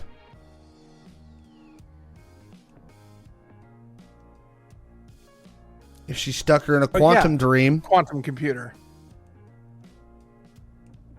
you don't see it in this room. I'm going to leave that little insect hidden in that room. Okay. And I'll task one of the other ones to go to that really oversized refrigerator. Does Shawn mention the possible presence of a quantum computer? Probably not. They're thinking a little too fast to speak about it. You open the fridge, and it's not a fridge. It's a false thing. It's a freezer. And there is a big computer. That's where Jesse's hanging out. It's a little picture-in-picture. Wait, what? That's a quantum computer. You know how Maxi and I play Minecraft sometimes, and we go around and we build things, and there's sheep and things explode, etc. We haven't played that for quite some time. No, we haven't. But that's neither here nor there at the moment. The quantum computer can render one in perfect detail. So that's where she's hanging out right now. That's the kind of thing that they had me trapped in when they had me captive. It's not perfect, but to somebody who isn't looking out for it, who isn't suspicious of it, like I said, she could literally think she's going about her normal life right now. Shawn, give me another determination check.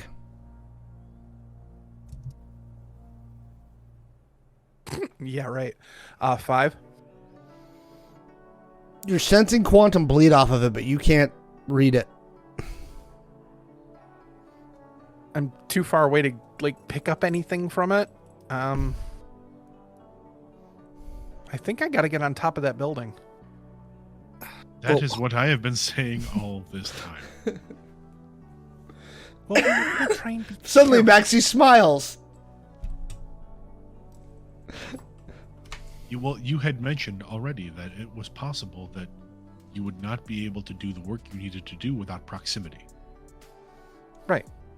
I just was trying to make Zed feel better because Zed had some good ideas. Sorry, there was a small earthquake in my recording studio by the name of Victor. Zed is done with his petty. You name your farts? Don't you? I just go through the alphabet, like hurricanes. Like a hurricane? Like hurricanes. Wow, Victor means you've been really tooting the day away. Yep. That's why I keep going on mute, y'all. It's A to V in the last day. Yep. It's just since we started the stream. What's wrong with you? That is not true, audience. Okay, so I'm Zed. Speaking of Zed here. So I'm still not understanding all this quantum shenanigan stuff. Is this like an air-gapped hard drive that we need to extract? Is this plugged into the building somehow? Like, do you just need to look at it and think at it? Like, plugged into the building. I mean, it's got to have power somehow. But it's like any computer. You got to get near it to be able to get at it. I'm sure that thing is not hooked to the net. right. While the building's security may be light, I have serious doubts that the room's security is such. Maxi, give me an intel analysis check. You've been watching the feed. I'm going to slave the... Oh, I only sent 3 drones in. Shoot, let's Never mind. 6, 24. You don't think so. Your guess is because they're trying to not draw attention to this space, seriously ratcheting up the security in just this room would set off alarm bells. You're pretty sure the security for this room is just the fact that nobody knows it's there. It's OPSEC. After a few moments, Maxi walks that statement back. You're watching the feeds. You know, I believe I am incorrect. This room, this space does not appear to be secured in any standard fashion.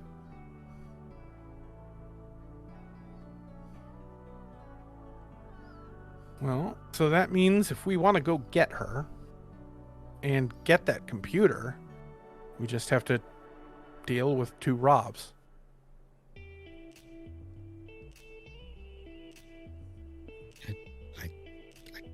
I don't want to.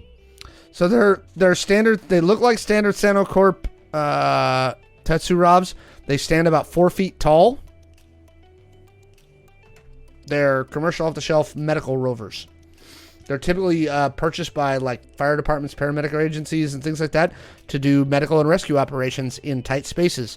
So if there's like an earthquake or a fire or something like that, and they need to send something small, compact, and durable into, say, a collapsed building, that's where the Sanocorp Tetsu Rob comes into play.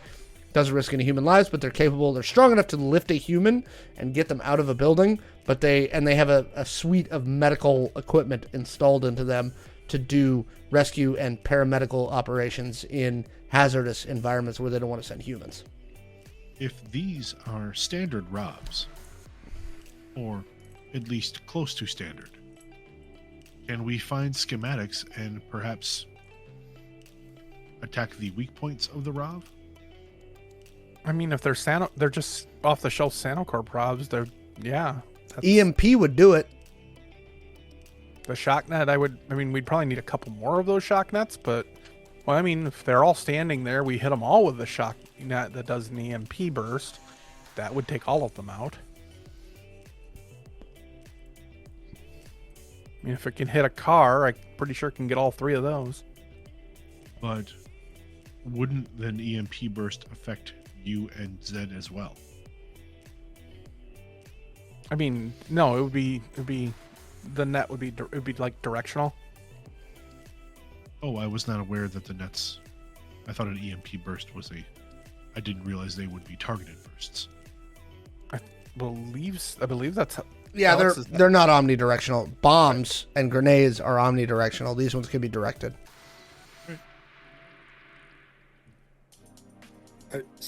Hold on. Did we just jump right from intel to kidnapping? Are we advancing our time frame? No. I believe we are discussing a series of events. I believe we are still planning on doing surveillance. Correct? we're talking about options. Yes. Okay. And if we do find ourselves in a position that we need to secure Jesse, we are coming up with a possible solution for that as well. Okay. So you know how when we make a plan, it always goes off the rails and we have to throw away the plan? This is the plan to throw away the plan. Gotcha. I'm with you. Got distracted for a second. Okay. The fact that those are adorable. the fact that we will need to make an incursion suggests that there may be a possibility of conflict. So we must be prepared Yeah. for that eventuality. Is there anything else in this apartment that would indicate that there are weapons, any other sort of defense? I know you said there's You haven't not any finished other- searching the apartment yet. Well, I mean, Zed, if you want to give me a minute, we can finish looking. Yeah. So Um, I'll send the drone that was looking at the quantum computer off to the den. Okay. You come into the den, and there's another computer server set up in there, and it appears to be the one that's linked to the grid. It's top tier equipment. You could probably do it through the drone, but you'd probably feel more comfortable cracking it in person. But they're doing something in here. You see 4 server racks along the back wall. Okay. No person-to-person interfaces on those. Just racks. Looks like whoever's coming in there is jacking in. Again, the whole apartment's about 59 degrees. This room's about 8 degrees hotter because the racks are running. Servers. Yep.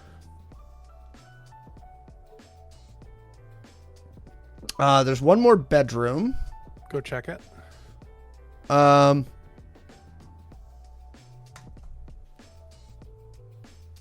The gentle way to put it is it looks like a little love nest.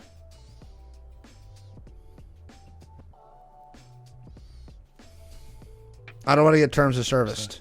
There are a number of bottles of 10W40. There's a swing. Oh. There's a rocking chair that has a microphone. A waterbed. Bottle of carburetor cleaner. Stuff like that. Which, Zed, when you were doing your profiles on Kelly Aguilar before, based on what you saw from her interactions with her meet puppet / person, fits. Looks very similar to a room you saw in the house in Angel City. Looks similar to a room Zed has himself, probably. I'm just saying, in Kelly Aguilar's house in Angel City, you saw a similar room. Not nearly as much leather as Zed's room, though. I prefer satin.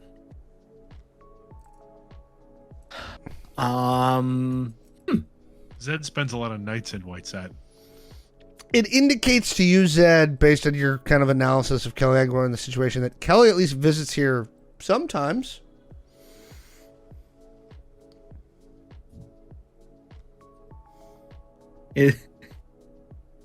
I was going to ask a dumb question, and I'm not going to do that. Oh, now you have to. Yeah, you have to now. Does anything in this room appear recently used? It appears recently disinfected. Oof. Cool. Those Sanocorp Robs are perfectly capable of cleaning this room. Yeah. All right. So The old spray and pray.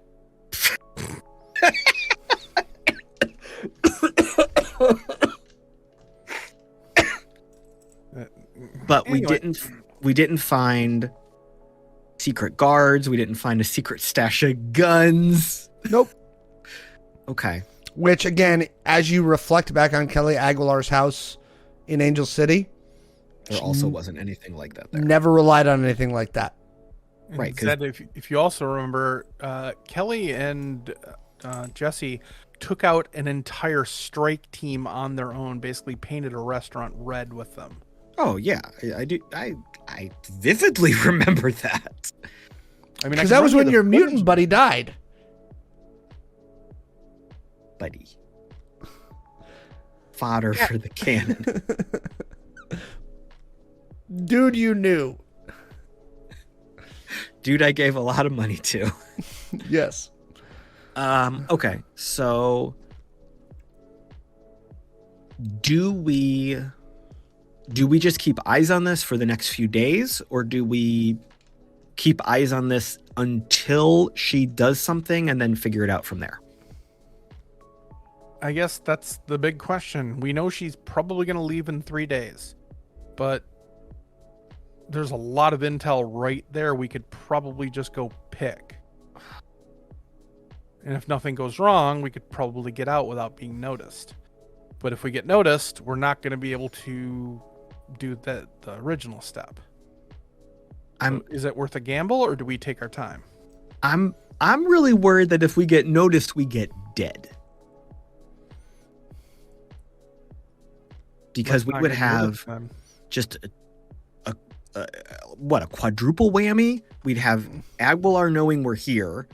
We'd have Killer Robo Jesse. We'd have probably Killer Robo Rovs. Something else that gets us to 4, because I didn't plan out this list ahead of time. Well, we don't think Kelly's here. And Kelly's Rovs not seem to in be- this room. She's Right, not in the but apartment. You finish searching the apartment. It looks like the washer dryer room, the utility room, has no washer dryer hookup in it. You do find basically a wardrobe, which is what she's dressing Jesse in. But it looks like they're sending it out to a local dry cleaner through the concierge service in the building. Because again, this is a top tier building. It's a high end building. So there's a closet right off the foyer that has like a full wardrobe in it for Look at Jesse. Dry cleaning tags. What was the latest date? How long ago? Yesterday.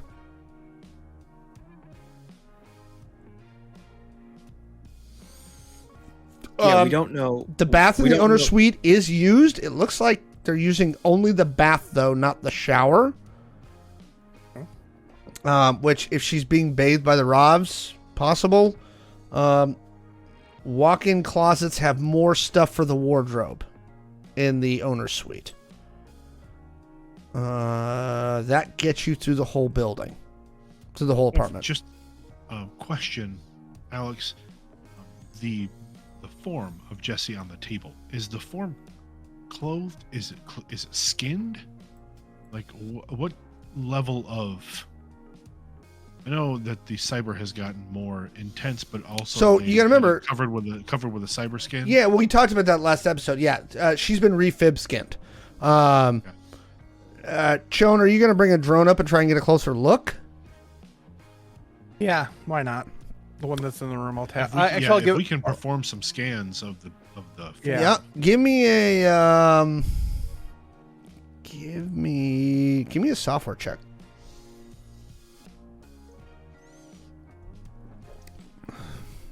That's a fun roll. Hang on, I have to math. Okay, that was a really good roll. 74.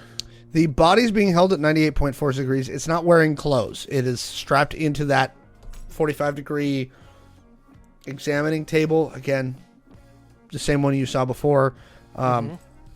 You're guessing that they have no, like, modesty is just not something you think is a factor here. It has a nutrient feed into one of the arms. Furthermore, it appears that there's a uncovered, but there's a flap on the back of the neck that shows there's a Rov jack in the back, but it doesn't look normal. And it's currently jacked into the table. Without getting too graphic, is the plumbing hooked up as well? Yes. Okay. So catheter, all that kind of thing. Okay. It's more like a catcher's mitt. Okay. Gotcha. So if that temperature is being held at that, that's kind of weird considering how cold the room is. Her body's being held at that temperature.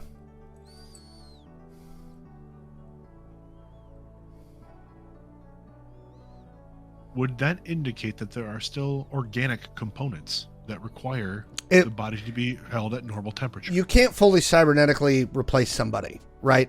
There has to be organic components to feed it nutrients and to feed the brain, lungs, things like that. Like you can cyber out a lot of stuff, but you're very well aware that complete destruction of the torso or the head eliminates the ability to maintain it.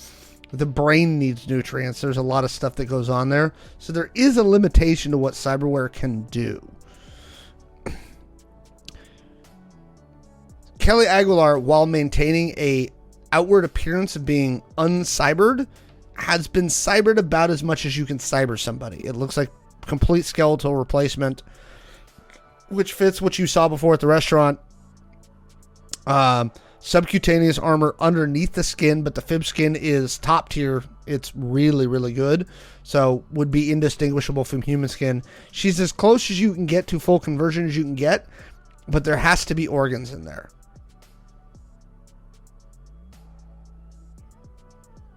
The body still needs to be able to process nutrients and waste. Hydration, oxygen, food, vitamins, etc. So what do we want to do, guys? Do we want to wait or go in and roll the dice? I want to wait. I believe we should at least perform some rudimentary surveillance for a 24-hour period at least. All right. Let's keep an eye on this for a day, and we'll revisit it tomorrow. I believe it would be... How likely would it be that the Jesse unit would remain in stasis for longer than a 24-hour period? No. Doesn't that depend on what Aguilar's game is here? But again, at this moment, we do not know if Aguilar and Jesse are sharing the body, or if it is Aguilar's alone. I don't think it's Or Aguilar's Jesse's alone. Right. I think it's either Jesse's alone or Jesse's sharing. Like right now, I think Jesse's alone. That's why she's parked inside that quantum VR, basically. But would that be something that Jesse would do themselves? Or would that be something that Aguilar would require Jesse to do if Aguilar needed to use the body? Don't know.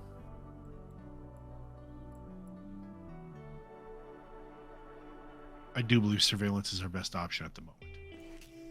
All right, let's keep an eye on it. I'm gonna pull the drones back to like a safe distance, so like when the medical robs come up, then they'll go, "Ooh, look, a bug!" And You got some spots you can hide them.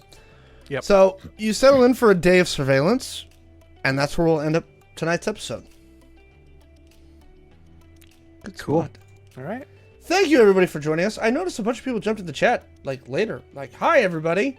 I saw a bunch of you, it's like 11 or 12 of you in there.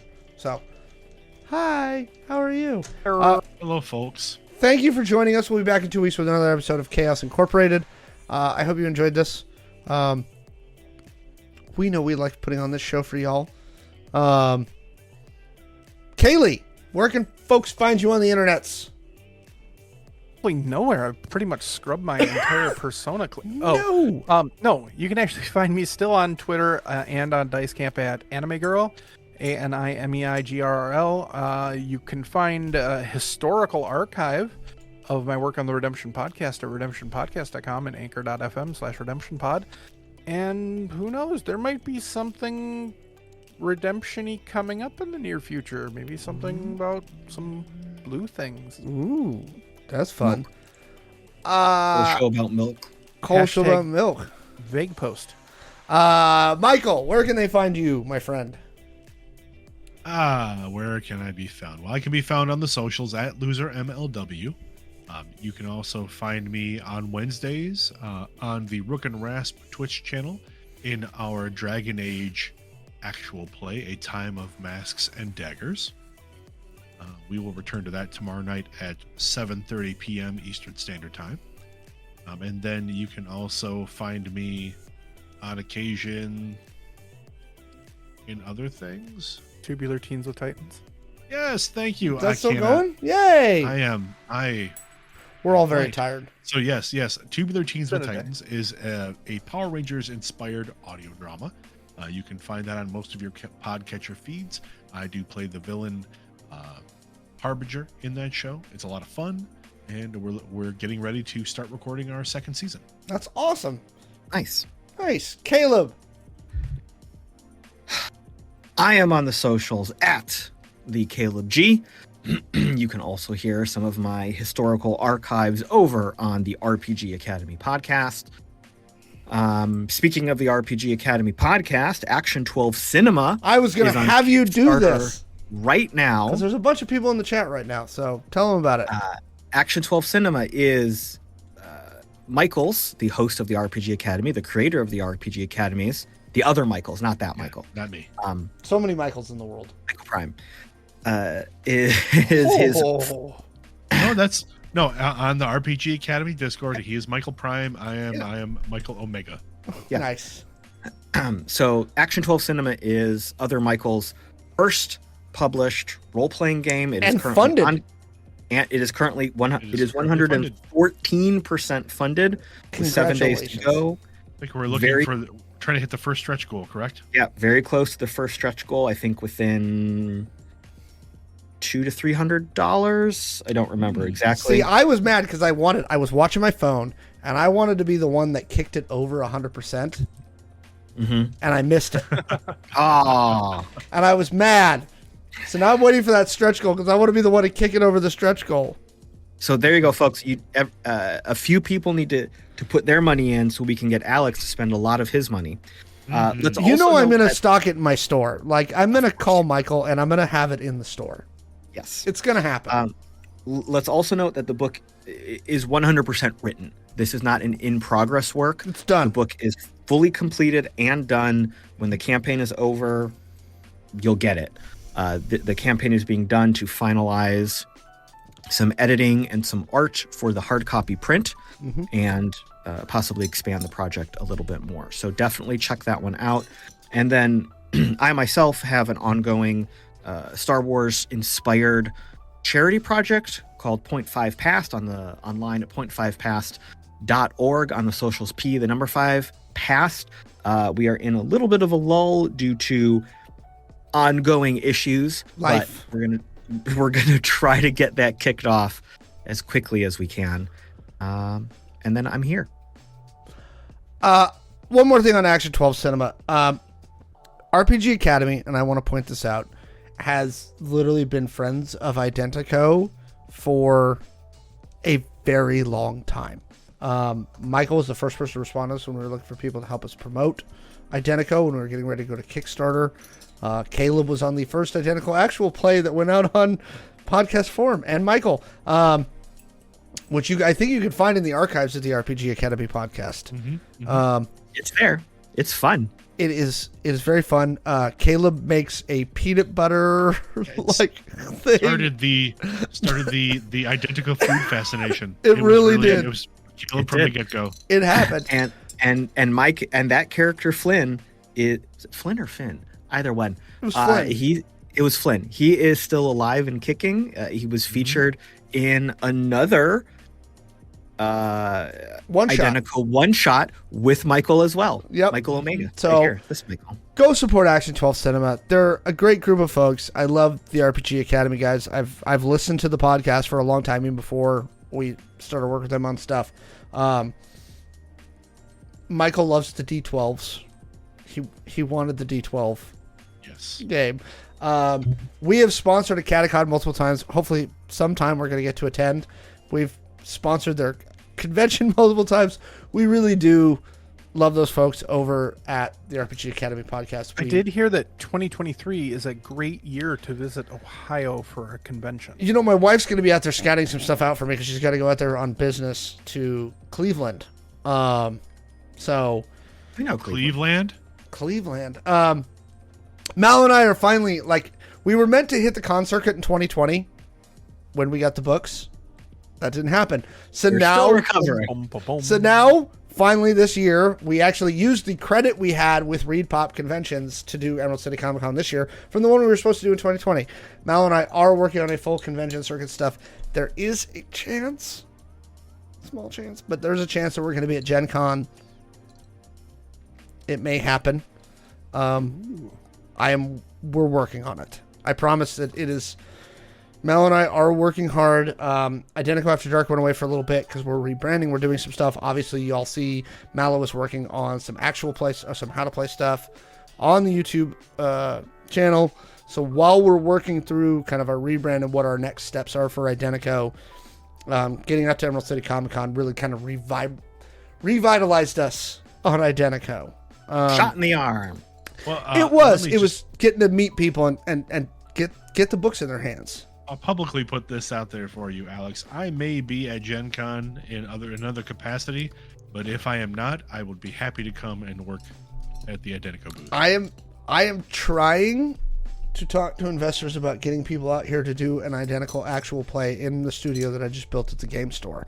I've got investor work to do. There's things like that. I am starting up Identico actual plays with me next Tuesday, so I'm counter programming with Chaos Inc. So Chaos Inc. obviously being every other Tuesday. The opposite Tuesdays, I will be at my store, Gamer 7 Pacific Northwest, in Linwood, Washington. You can go to gamer7pnw.com and find all our information there. I'm also doing a daily show there now for news and all the fun stuff that I used to do on Identico After Dark once a week. I'm now doing it every bloody day. People go, how are you streaming this much? I'm a glutton for punishment. I publish a tabletop RPG, I do an actual play, and I bought a game store. Obviously, I don't like myself. So Alex, what I'm getting from all that is, why don't you tell people where we can find you on the socials? Right. I am everywhere at Alex the Humanoid. Alex the Humanoid, everywhere.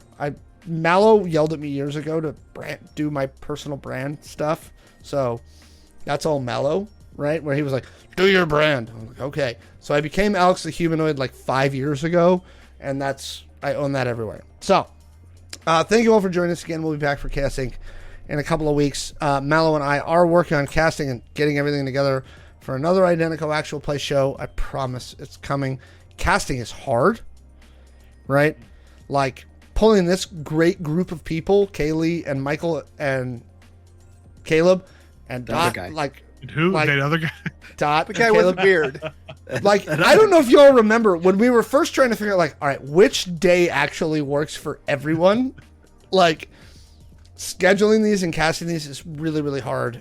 We're super fortunate to have Michael and Caleb and Kaylee, who've stuck with us for a long time on this. We're super fortunate to have Dot. Looking forward to her coming back.